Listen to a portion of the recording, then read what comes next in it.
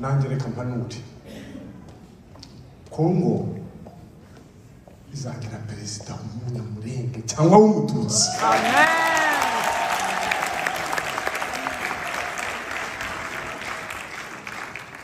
Ndivuze tariki 23 z'ukwezi kwa gatatu 2025. Nzi ko Yesu azaza, mbe ndiho cyangwa ntariho.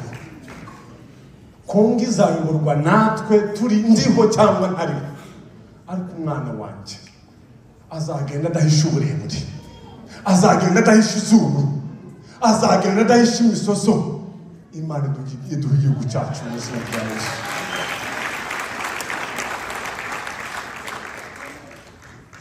Pasiteri uhagarariye hano, pasiteri yaze hano hamagare abantu babiri babanye n'apandi ku Munyi aho yaratuye baze bahagarare hano. Hamagare abandi babiri bo ku Kabingo baze hano. Hamagare abandi babiri babanye n'abasirikare nawe baze bahagarare hano. Hamagare abamama babiri bo muri uyu muhana baze nabo bahagarare hano. Ndakeka ko abitwa bacu niba bari bugufi baze hano, n'abakobwa bacu nabo ni baze hano. Hanyuma turavuga ijambo rikeya, nibura muratubabara bari hano barabahagarariye abandi, sibyo? Yego, murakoze. Kamaze mpe ijambo madame. Yesu ashimwe. Twishimiye kuba hano kugira ngo twibuke intwari yacu Makanika. Ijambo nashaka kuvuga gusa nuko yadusigiye umurage wo kurwanira gakondo, kandi nkuko pasiteri yabwirije neza, tuzabiharanire tubikore. Kuba twaje hano rero navuze ngo hano niho banditse igitabo kivuga imvugo ya Kinyamurenge. None naravuze ngo aze kumpa ijambo nsabe umuntu wagerageje kwandika icyo gitabo azakore na filime yuko twanyazwe gakondo n'ibyago byose twagize, maze igenda ahantu hose imenyekana. Kubera ko abantu benshi n'abantu duturanye hano nta kintu na kimwe bazi. Ejo bundi tugize ibyago tukabura intwari yacu Makanika, nabwiye ahantu nakoraga ko napishije muramu wanje ngo ngende, umukozi dukorana sigara avuga ngo yabuze muramu we, ngo nabantu bajya bagwana ngo bagwanira izahabu mini, ngo mbega ngo ni intambara y'abantu baba bashaka izahabu. Birambabaza numva ndababaye, ndavuga ariko Mana yaje. Ingarutse umuzungu yarambwira ati Pole, numvise ko intambara hariya muri Kongo ari abantu bagwanira zahabu. Numva gahinda, numva birambabaje. Ndavuga ngo twebwe twageze muri iki gihugu, mureke duhaguruke, twandike ibitabo, dukore filime. Ariko mwabonye ukuntu Rusesabagina yabonye ifaranga hano ngo yakijije abatutsi bari mu Rwanda. Mureke dukuza amaboko, twandike filime, tugaragaza ukuntu twanyazwe gakondo n'ihohoterwa twagiriwe. Dushaka amafaranga ntiturabakena, tubinyuze kuri Netflix n'ahandi hantu hakomeye, abantu bamenye ukuri, bamenye ibibazo twahuye nabyo. Murakoze, nibyo nifuje ko tuvuga, ijwi ryacu rizamuke rigere kure. Murakoze. Umwishwa wacu Sashimwe. Mbere no gushimira abantu bose, turashimira umuryango w'Amahoro Peace wateguye bino birori.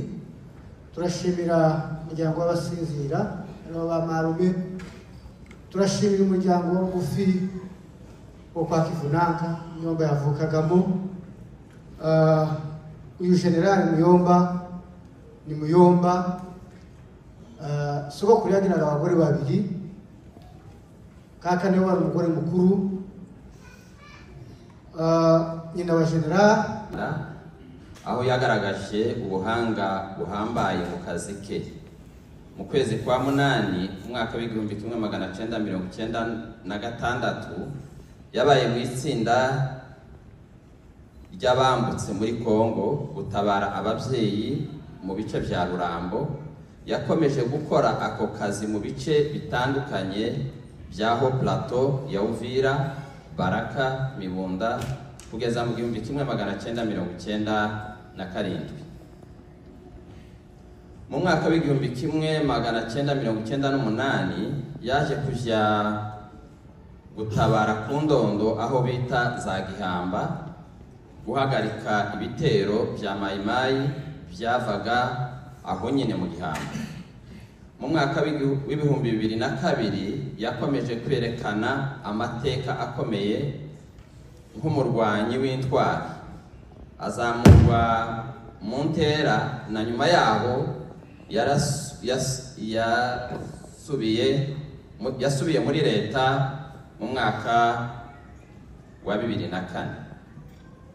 Nyuma yaho abanyamurenge biciwe mu Gatumba, abarokotse bagarutse muri DRC Uvira bakomeje gutotezwa. Yafashe icyemezo cyo kurema icyitwa Gumino ishinzwe kurinda abaturage b'abanyamurenge bahoraga baterwa n'andi moko baturanye, ahangana n'ibitero bya Mayimayi mu gihe cy'imyaka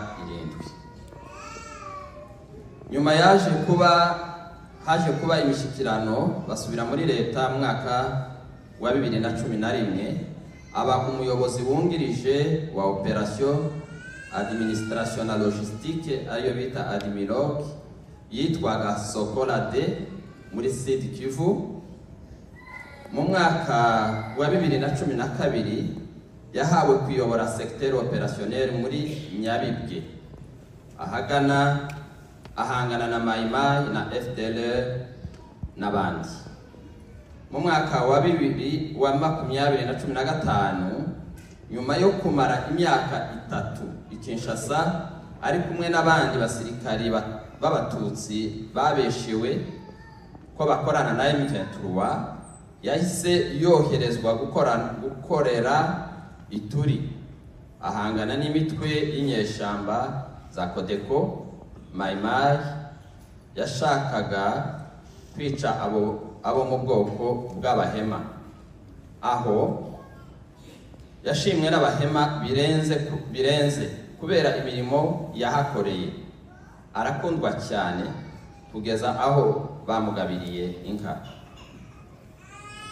Muri 2018 baje kumukura muri Ituri, bamutuma kuba komanda wungirije ushinzwe Centre de Formation Militaire muri Walikale.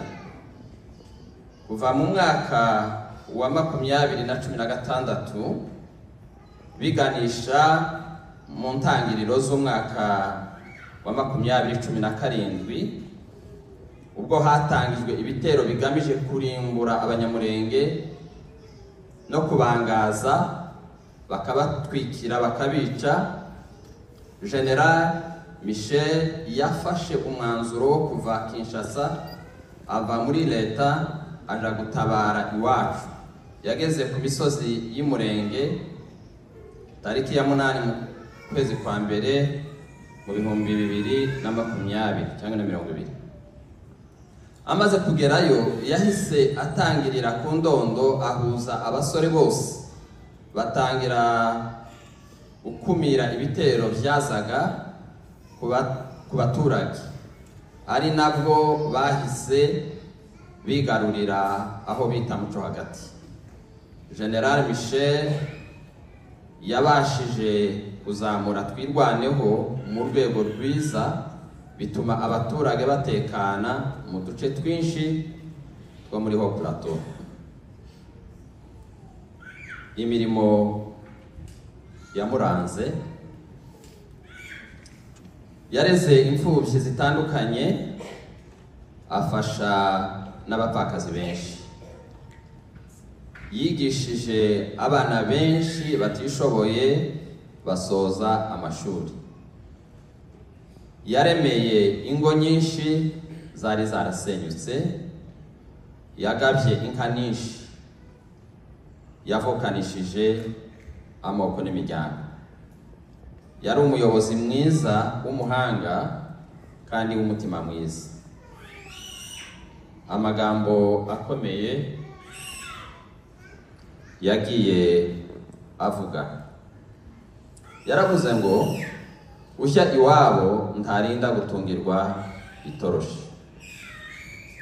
Tuzarwanira kubaho kwacu kugeza ku mutonyi wa nyuma w'amaraso yacu. Tugomba gupfa kuko nibyo twiyemeje. Tudapfuye nta gakiza kazaboneka kacu. Tugomba gupfa kugira ngo abandi babeho babone agakiza. Ntabwo turi abasazi, ntabwo turi n'ibipfu. Ibyo turimo turabizi. Twaje gupfana namwe.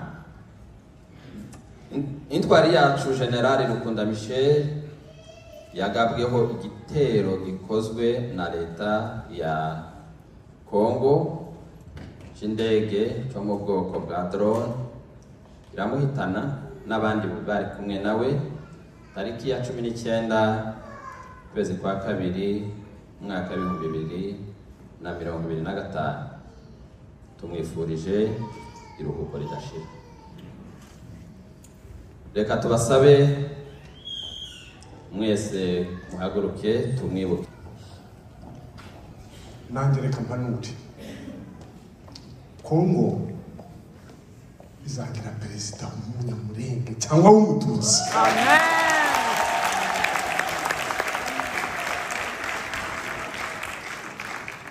Ndivuze tariki 23 z'ukwezi kwa gatatu 2025.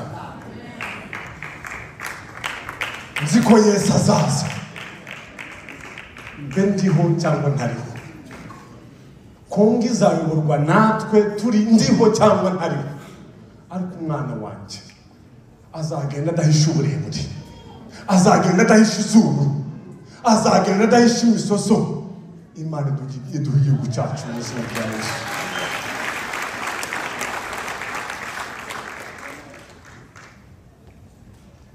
Mureke nce bugufi nsenge.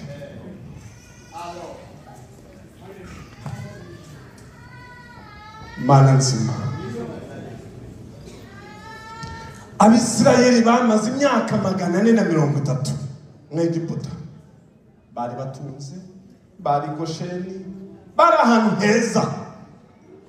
Ariko hima umwami utazi Yosefu kugira ngo batahe iwabo. Ndagusaba n'inginga kugira ngo uteze umwami utazi abanyamurenge n'abanyamasisi n'abanyejomba, kugira ngo badushyireho umutima mubi maze dutahe muri gakondo yacu. Ndagusaba ngo uhagurutse Yosuwa na Kalebu. Hari abatasi 10 batsindwe muri twebwe. Hari amoko atandukanye biteguye gutumira, ariko Yosuwa na Kalebu baravuze ngo tuzabamira nk'imitsima bunguri. Ntabwo dufite imbaraga zo kubanesha, ariko dufite Yesu wanesheje, atuneshereze mu izina rya Yesu. Ndasabira abanyamurenge, ari abari mu gihugu, ari abari kwirukanka, ari abamaze gufata u Rwanda nk'igihugu cyabo atari cyabo, ari abamaze gufata Amerika nk'igihugu cyabo atari cyacu, abamaze gutatanira mu Burundi, muri Kenya, muri Tanzania, ahantu hose.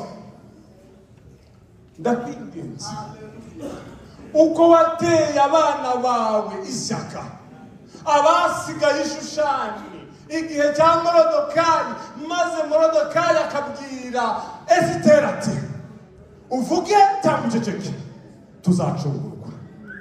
Ariko umuryango wawe uzazira kuba cecetse.